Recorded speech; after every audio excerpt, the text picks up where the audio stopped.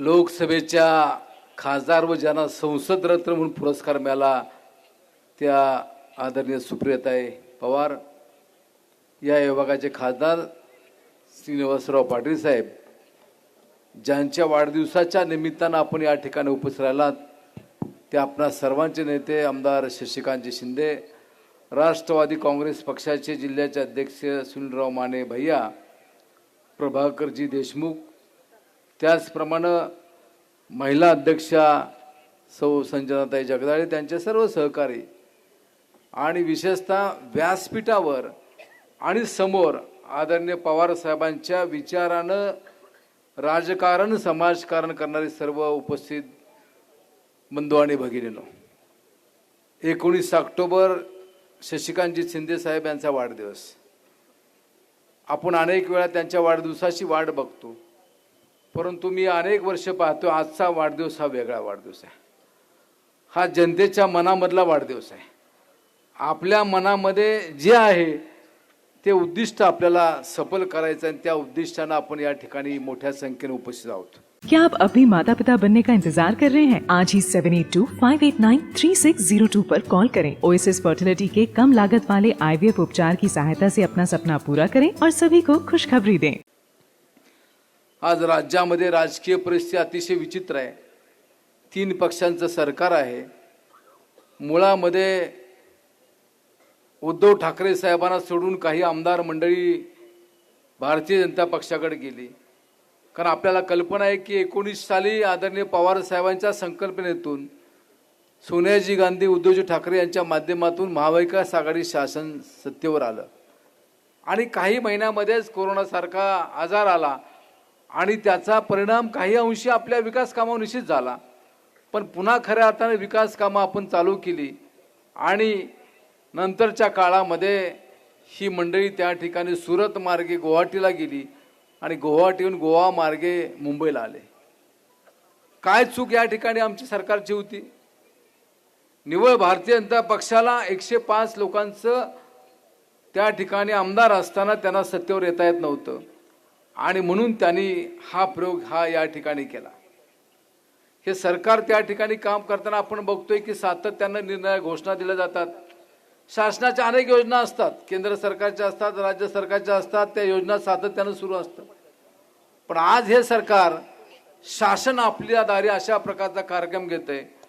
कोट्यावधी रुपये खर्च केले जातात आणि ते पैसे खर्च केल्यानंतर सर्टिफिकेट वाटपण्याचं काम त्या ठिकाणी केलं जातं.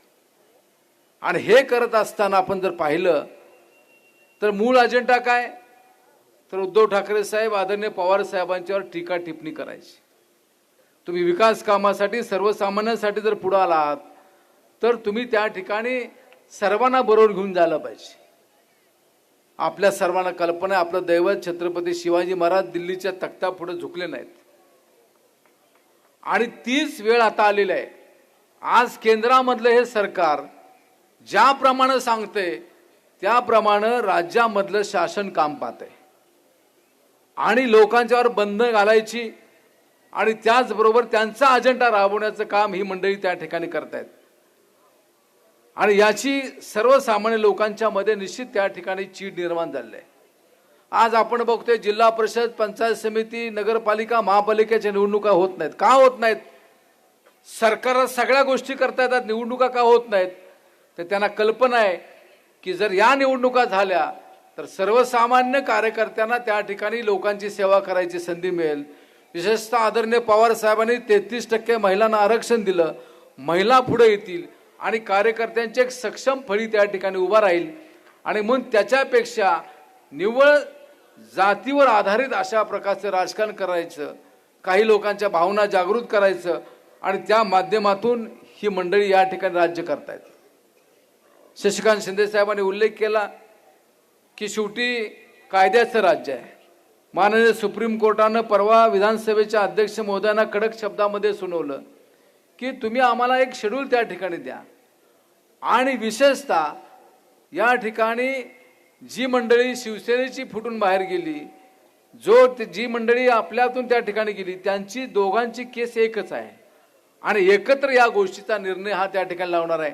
आणि माननीय सुप्रीम कोर्टाने त्यावेळी सांगितलंय की निकाल घेत असताना हा निवडणुकीच्या पूर्वी निकाल घ्यावा अशा प्रकारची त्यांना सूचनाही त्या ठिकाणी दिल्या.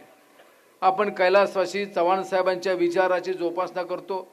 चव्हाण साहेब याच विभागातून लोकसभेला जात होते. आपण त्यांना सहकार्य केलं आणि तोच विचार आपल्याला पुढे न्यायचा आहे. आदरणीय पवार साहेब सातत्यानं तो विचार जोपासण्याची भूमिका घेऊन या ठिकाणी कार्यरत आहे. त्या ठिकाणी अनेक वेळा पवार साहेबांच्या बद्दल निरनिराळ्या अफवा उठवल्या जातात, लोकांच्या मध्ये संभ्रम निर्माण करत जातात, पण पवार साहेबांनी भूमिका आपली त्या ठिकाणी घेतलेली आहे.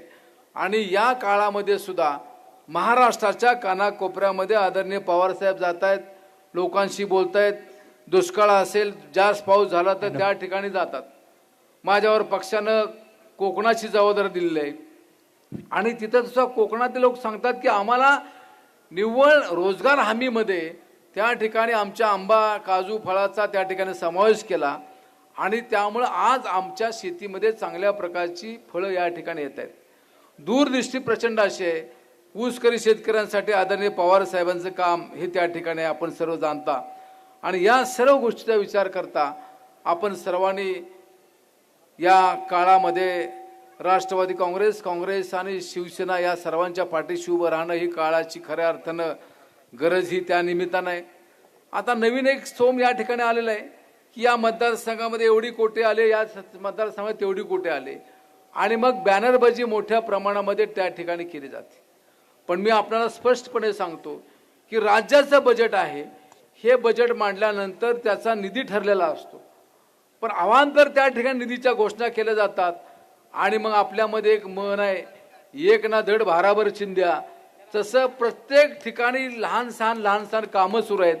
निधी कुठल्याही योजनेला त्या ठिकाणी येत नाही आणि तो निधी न आल्यामुळं फार मोठी अडचण ही या ठिकाणी येते. ज्याप्रमाणे केंद्रातलं सरकार दडपशाहीच्या मार्गाने कारभार करते, त्याच पद्धतीनं राज्यामधलं शासन सुद्धा तशाच प्रकारचं काम करते. आणि या विभागामध्ये सुद्धा इथले लोकप्रतिनिधी, शेवटी प्रत्येक कर्मचाऱ्याला अधिकाऱ्याला सन्मान असतो. निवळ दमबाजी करून लोकांना दम देऊन त्या ठिकाणी काम करण्याची भूमिका ही या ठिकाणी घेते आणि तळागाळामध्ये ही कल्पना त्या ठिकाणी गेल्यामुळं आज सर्वजण पेटून उठलेले आहेत. मला खात्री आहे की येत्या काळामध्ये पहिल्यांदा लोकसभेची निवडणूक त्या ठिकाणी होईल आणि लोकसभेची निवडणूक झाल्यानंतर विधानसभेच्या निवडणुका होतील. कारण मध्यंतरी चर्चा होती की यांना लोकसभा आणि विधानसभा एकत्र घ्यायचे आहे, पण राज्यामध्ये शिंदे फडणवीस सरकारनं जे काम केलंय त्याच्या माध्यमातून लोकांच्या मनामध्ये जो राग आहे, जो रोष आहे, त्याचा आपल्यावर परिणाम होऊ नये यासाठी या लोकांचा प्रयत्न हा त्या ठिकाणी सुरू आहे. आपण सर्वांनी शशिकांत शिंदे साहेबांच्या वाढदिवसाच्या निमित्तानं या ठिकाणी फार मोठा उत्साह दाखवला. विशेषतः महिला वर्ग सुद्धा मोठ्या संख्येनं या ठिकाणी उपस्थित राहिलेला आहे. हे निश्चित एक चांगल्या प्रकारचं लक्षण आहे. आता आपल्याला येणाऱ्या निवडणुकीपर्यंत संयम ठेवून आपल्या ब्लॉक कमिट्या असतील, बूथ कमिट्या असतील, याच्या माध्यमातून जास्तीत जास्त मतदान हे आपणा सर्वांना या ठिकाणी घ्यायचं आहे. लोकसभेमध्ये जे देश पातळीवरचे प्रश्न असतात ते प्रश्न अतिशय प्रभावीपणे खासदार सुप्रियाताई सुळे या ठिकाणी मांडत असतात. विधानसभेमध्ये, विधान परिषदेमध्ये शशिकांत शिंदे साहेब आपले प्रश्न हे त्या ठिकाणी मांडत असतात. आम्ही कराड तालुक्यामध्ये मंडळी, थोडी आमची राजकारणाची पद्धत वेगळी आहे, पण आमचा सुद्धा कराड दक्षिणला एक भाग आहे. त्या ठिकाणी एक घोषणा आहे, खटक्यावर बोट जाग्यावर पलटी. हे काम आपल्याला या इथून पुढच्या काळामध्ये करायचं आहे. आपण सर्वांनी आमचा सर्वांचा सन्मान केला याहीबद्दल या ठिकाणी मी आभार मानतो आणि माझे 2 शब्द संपवत असताना आपणा सर्वांच्या वतीनं व्यक्तिशः मी शशिकांत शिंदे साहेबांना वाढदिवसाच्या निमित्तानं शुभेच्छा देतो आणि 2 शब्द संपवतो. जय हिंद, जय महाराष्ट्र.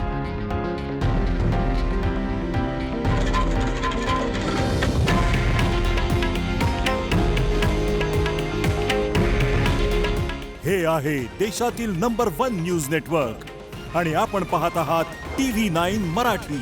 काळजी तुमची, हित महाराष्ट्राचं.